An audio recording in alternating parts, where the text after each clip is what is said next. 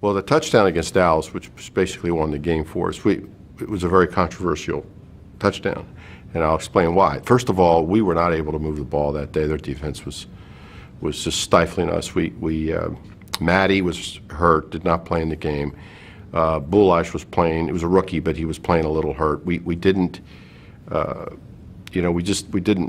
move the ball, and Unitas threw a touchdown pass, 65, 67 yards across the middle, a deep slant. They call it a dig pattern or a post.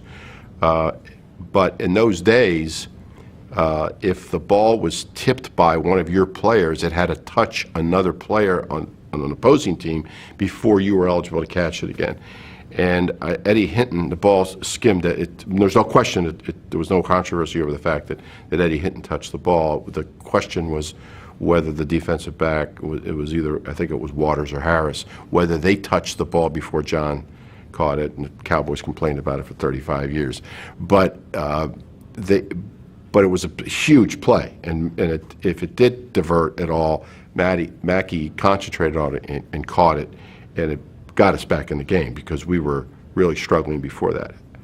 However, to me, the greatest play he ever made was earlier that year, and this tells you a lot about John Unitas also. We were playing the Bears. They weren't great, but they were their typical physical team, and John threw 3 interceptions in the first quarter, and we were behind 17-0 like that. It didn't look good, and we're fighting for, we're trying to hold on to first place in the divisional race. As typical Unitas, he brought us back, and we shut them down, cut it to 17-14. We now have the ball, and you would expect a typical Unitas 9-play drive, but we didn't have the time for that. There were probably 20, 25 seconds left, and he hit Mackey over the middle for about 65 yards for a touchdown. Mackey outran the entire secondary and won the game 21-17, a huge win for us, and a huge come-from-behind win. Tells you a lot about Unitas because he comes back from 3 interceptions, which might have discouraged somebody else, but Mackey's the guy who got open deep. And we had a tremendous wide receiver in Roy Jefferson, but it was Mackey who caught the long pass for the touchdown, outran everybody. I can still see him running on that field, which was, by that time, frozen mud. It was late in the season, and we practiced on that field, so there was no grass left on it. And just blowing by the entire, splitting the secondary, running by the entire secondary. Geez, in the last waning seconds of the game to win the game for us. To me, that's the play I'll always remember about John Mackey. And it's interesting when he finally got in. I was with the Cleveland Browns, and he finally was elected to the Hall of Fame.